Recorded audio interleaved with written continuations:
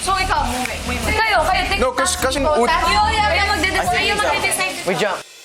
Paubos na ang kanilang oras, pero ang housemates wala pa ring nabubuong desisyon. 30 seconds. Huwag niyong susundin ang susunod kong utos. Magtalon kayo lahat or tumalon kayong lahat ng 5 beses. Kailan niya sinabi? Tumalon kayong lahat ng 5 beses. That's what he said. Let's jump. Okay, hindi kasi. No, we don't.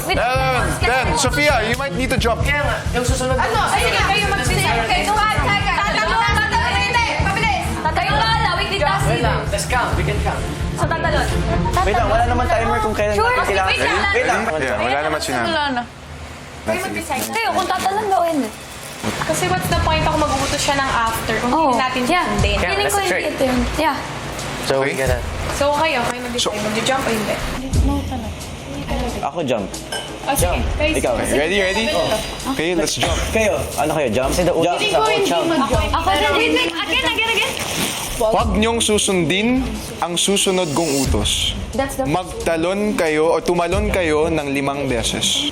Yung unang utos ay huwag yung susundin yung susunod. Oo, yun yung utos eh. Yung pagtalon, yun yung kasunod. Yeah. Oo.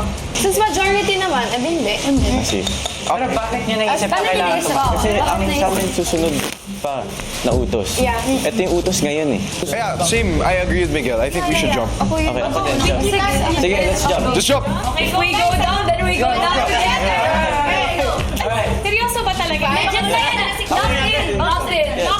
Jacqueline yan. Legit to. Okay. Tatalon tayo. 5. Okay. O, kayo bahala ah. Sabi ni Kuya. Okay, game. Let's go.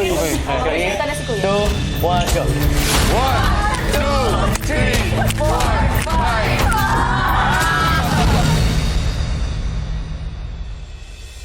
Matapos nilang tumalon, nagpatuloy pa rin ang diskusyon ng housemates. Hindi naman niya sinabi na huwag niyong sundin ang utos kong ito. Huwag niyo sundin ang susunod Kong utos. na utos. Tapos saka siya nag-utos. So if this is tama, just don't do the next one. Di talaga tayo dapat tumalon, guys. Bala na si Batman. Hanggang sa... Housemates. Tama nga ba o mali ang pag-unawa ng housemates sa naging utos?